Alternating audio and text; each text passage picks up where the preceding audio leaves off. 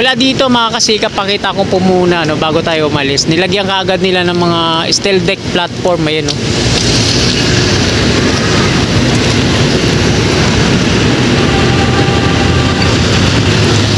Pati sa kabila nilagyan kaagad ng steel deck platform. Sa kabila wala pa. So kaya siguro hindi sila nag-install ng mga concrete girders diretso doon patungo no. Kasi inuna nilalagyan mga steel deck platform.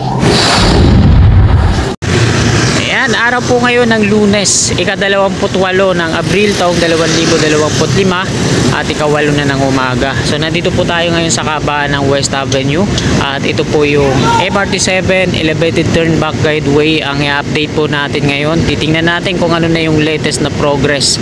So dahil maaga pa, wala pa gaano mga empleyado na nagtatrabaho maliban dyan sa crane operator nandun sa loob. Mag-umpisa po tayo dito sa EDSA sa likod natin.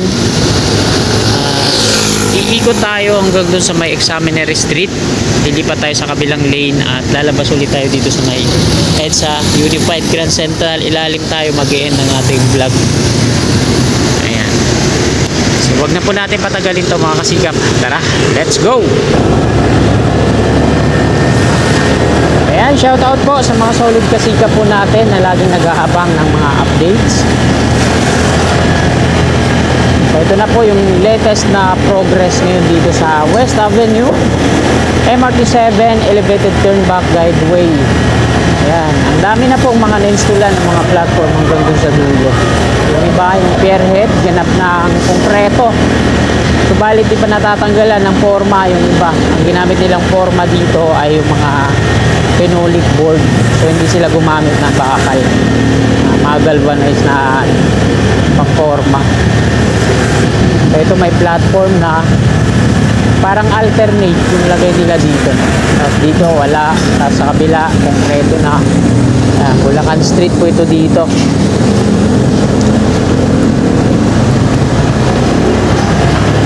At ito, nag-install ulit sila ng mga I-beam, ginawang frame set patungo dun sa taas para buuin naman yung platform.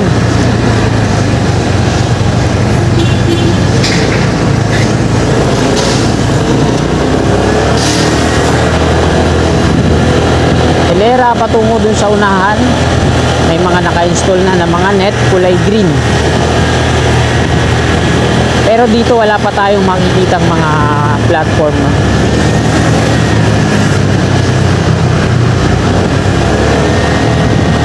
So, shout out po sa mga engineers at tsaka sa mga masisipag na mga workers po dito sa AICC.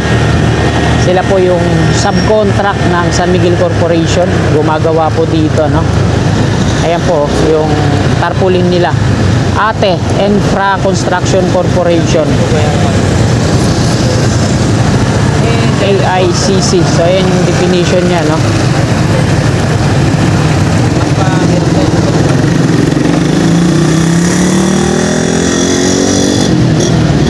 So dito naman, ito po yung status niya pagtawid dun sa intersection.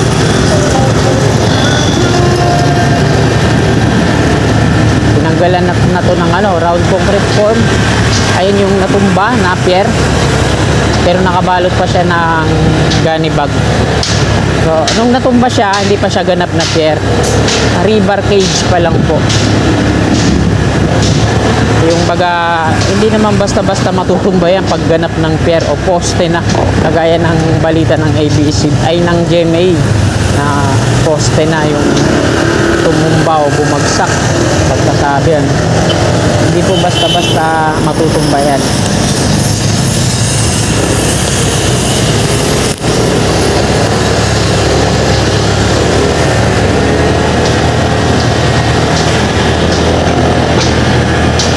Kasi pag ganap ng pier, konkreto na, ito bumagsak, sabi ng post namin, matibay na yung pundasyon yan pag, pero pag rebar pa lang, minsan nga hindi pa, wala pang ganong suporta yun. May nakaatang pa yan na mobile crane o crawler crane pag rebar pa lang kasi hindi pa gaano nakakapit yan sa ilalim, lalo na pag top segment. So pwedeng bumagsak pa yan, tumumba.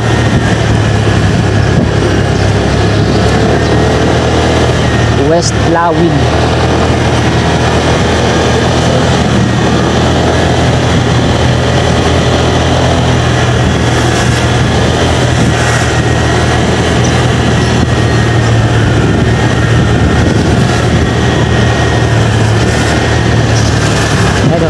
Karagdagang mga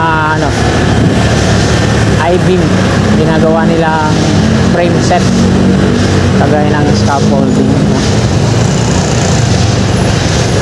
Ayan yung pinaka main support ng platform dun sa taas. Tapos malalaking steel beam naman yung nandun sa taas, dalawa sumasalo. Ayan, paggawa ng napakatataas po ng mga pier na to, no? Siguro mga nasa 65 meters yun, hindi ako nagkakamali. Kasi nahaba siya ng concrete girders sa isang span.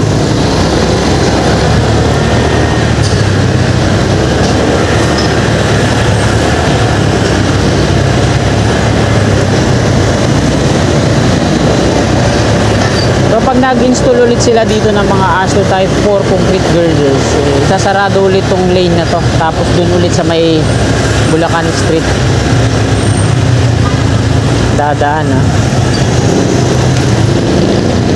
Ayan, pakita ko ulit, no? Kaya hindi po sila nagdadagdag pa ng concrete girders sa patungo dito, kasi ang ginagawa po nila, mga kasikap, ito, nakatabay naman na yung mga crane dito.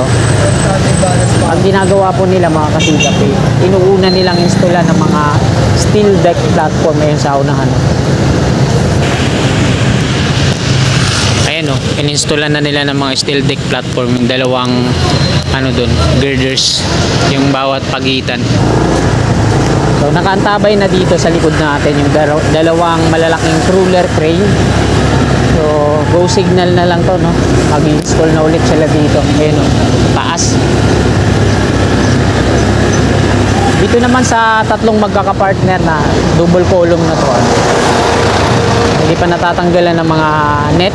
Ito yung sa pinalalagyan natin. Ito yung dalawang magkapartner. Ayan, nakikita nyo yung mga gagawing platform dito, aloma beam, tapos yung mga malilit na aloma beam din ito. Ito yung gagamitin dito para naman buuin yung yung coping beam. Ayan, meron na rin mga steel ladder dito sa kaliwa, ay sa kanan, sorry.